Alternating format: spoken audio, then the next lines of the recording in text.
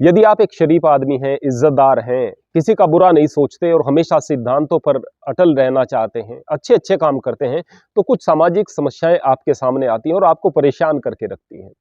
पहली समस्या यह हो सकती है कि परिवार ही बाधा उत्पन्न कर रहा हो, कुछ ऐसी कठिनाइयां आपके सामने खड़ी कर रहा हो जो आपको अपेक्षित नहीं है। आप उनसे प्रेम करते हैं, लेकिन वो कहीं ना कहीं परिवार के सदस्य ही आपसे ईर्ष्या रखते हैं या आपके बारे में बुरा सोचते हैं, लोगों से बुरा कहते हैं। उससे बढ़कर के समस्या तब आती है जब कुटुंब के लोग, यानी है तो परिवार ही लेकिन थोड़ा हटकर के है, वो लोग आपसे बहुत ईर्ष्या करना शुरू कर देते हैं।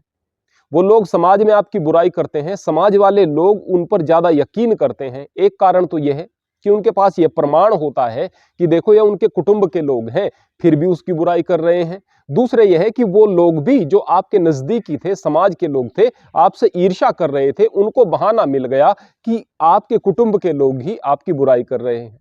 यह समस्या। दूसरी समस्या यह कि रिश्तेदार आपकी बुराई करना शुरू कर देते हैं, आपसे ईर्ष्या करना शुरू कर देते हैं, आपके बारे में बुरा कहना शुरू कर देते हैं। समाज में आपकी बुराई और ज्यादा फैलने लगती है, जबकि आप में कोई कमी नहीं होती, कोई दोष नहीं होता। लेकिन सोचने की बात यह है कि ये समस्याएं क्यों आती हैं और इनसे निजात कैसे पाया जाए। समस्याएं आने का कारण यह है कि अभी आप अच्छे आदमी हैं, लेकिन उतने अच्छे नहीं हुए। अभी आप बेहतर आदमी हैं, लेकिन अभी उतने बेहतर नहीं हुए। अभी आप समझदार हैं, लेकिन उतने समझदार नहीं हुए। कितने समझदार कि आपकी सोच जो है इतनी विकसित हो जाए कि लोगों की बातों का प्रभाव आप पर पड़ना बंद हो जाए। मान लिया आपने पढ़ाई लिखाई की। पढ़ाई लिखाई क्या करती है? आप लोगों की सोच को विकसित करती है। एक लड़का यदि पढ़ लिख रहा है, अच्छी एजुकेशन उसने प्राप्त की है, तो सबसे पहले रूढ़िवादी विचार उसके समाप्त हो जाएंगे। वह प्राचीन जो परंपराएं हैं उनका विरोध करना शुरू कर देगा। उसे दकियानुसी बातें पसंद नहीं आएंगी। लेकिन यही लड़का जब हाईली एजुकेटेड होकर एक मैच्योर पर्सन बनता है और सच्चे अर्थों में पढ़ा लिखा हो जाता है, फिर वह रूढ़िवादी परंपराएं जो कि समाज के लिए घातक हैं उनका विरोध करता है। वो परंपराएं जिनमें बुराई कुछ आ गई है लेकिन अच्छी परंपराएं थी, उनको सुधार करने का प्रयास करता है। और वो परंपराएं जो हमारे लिए बहुत महत्वपूर्ण है, वह हमारी संस्कृति, उसका सम्मान करता है, क्योंकि अब उसका दायरा विकसित हो गया है। तो अलग अलग स्टेज हमारी मस्तिष्क की होती हैं। मान लिया एक व्यक्ति है, अभी उसकी सोच इतनी विकसित नहीं हुई है कि वह लोगों की बातों को नजरअंदाज कर सके, तो उसके सामने दुख भी आएंगे, तकलीफें भी आएंगी। ये लोग मेरा बुरा क्यों चाहते हैं, मेरे बारे में बुरा क्यों कहते हैं, मैं तो किसी का बुरा नहीं करता, मुझे अपना काम क्यों नहीं करने देते, जिस तरह की भावना मैं इनके प्रति रखता हूं इस तरह की भावना क्यों नहीं रखते। लेकिन जब और समझदार हो जाएगा, उस वक्त वह मानसिक रूप से अपने आप को उन लोगों से दूर कर लेगा। अब मानसिक रूप से यदि आप उन लोगों से दूर हैं, तो फिर वो आपकी बुराई करें तो भी आप किसी के सामने अपनी सफाई नहीं देंगे। क्यों? क्योंकि आपको सफाई देने की आवश्यकता इसलिए नहीं है क्योंकि आपको किसी की नजरों में सफाई देकर हीरो नहीं बनना है। आपको अपनी नजरों में बेहतर बनना है, क्योंकि आपकी सोच ऊंची है। दूसरा कदम, लोगों से दूरियां बनाएं भाई। आपके बहुत सारे ऐसे रिश्ते हैं जो कि आपको निर्वहन करने पड़ते हैं और बहुत बुराइयों के बावजूद कुछ कर्तव्यों का पालन करना पड़ता है। लेकिन बहुत सारे ऐसे रिश्ते हैं जिनको आपने ठीक करके देख लिया, अब वो ठीक नहीं हो पा रहे हैं, अब वो नहीं समझ पा रहे हैं आपकी भावनाओं को, वो आपके सामने अड़चन ही बन करके खड़े हुए हैं, वो गलत कार्य करते हैं, वो नीच लोग हैं, उनकी सोच अच्छी नहीं है और वो बार बार गलत कार्य करते हैं। और यदि आप उनके साथ में खड़े हो, उनके साथ राब्ता रख रहे हो, उनके साथ व्यवहार रख रहे हो, तो जाहिर सी बात है उनके द्वारा किए गए कुकृत्यों का प्रभाव आप पर भी पड़ेगा, बेइज्जती आपकी भी होगी। तो आप यदि बेहतर आदमी हैं, ऐसे लोगों से दूरी बनाएंगे।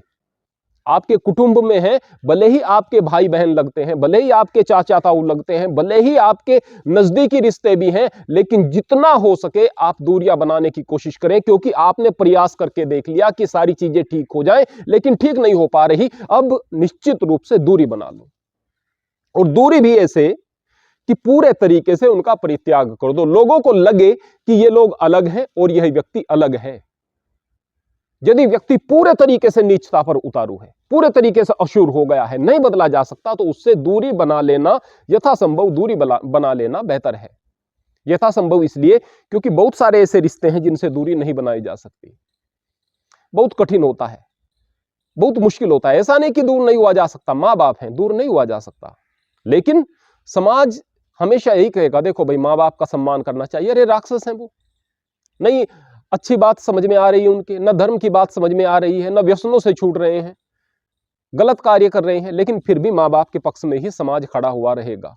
इस बात की भी परवाह न करें कि समाज खड़ा है नहीं खड़ा है, आप फिर भी कोशिश करें, यथासंभव कोशिश करें कि आप उनके प्रति जो आपके कर्तव्य हैं उनको पूरा कर सकें। लेकिन यदि उनकी वजह से फिर आपके बच्चों का भविष्य बर्बाद हो रहा है, आपकी आने वाली पीढ़ियां बिगड़ रही हैं, घर का माहौल पूरे तरीके से खराब हो रहा है, गंदगी फैल रही है, धार्मिक माहौल नहीं बन पा रहा है, और आप सक्षम हैं, तो फिर निश्चित रूप से वहां तक भी आप चले जाएं, यानी उनका भी परित्याग कर दें तो ज्यादा बेहतर है। गंदा चाहे अपना बेटा भी है, बेटी भी है, यदि सारी सीमाएं पार हो चुकी हैं तो आप उनका भी परित्याग कर दें। मूल बात क्या है कि जो रिश्ते बहुत मजबूरी से हमें निभाने पड़ रहे हैं उनको छोड़ करके कुछ रिश्ते ऐसे भी हैं जिनको आप आसानी से दूर कर सकते हैं। दूर कैसे किया?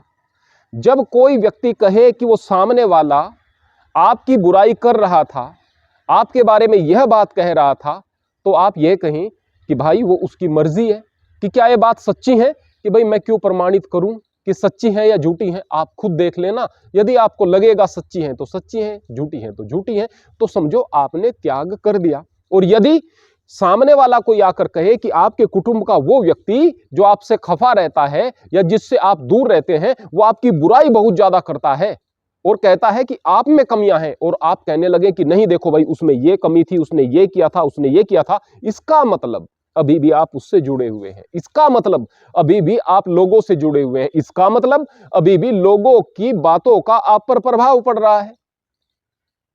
तो यदि जीवन में सुखी रहना है तो अपने दायरे को समेटना होगा, बुरे लोगों से दूर रहना होगा और अच्छे रिश्तों को बनाना होगा। अब अच्छे रिश्तों को बनाने के लिए और बुरे रिश्तों को अपने से दूर करने के लिए क्या चीज जरूरी है?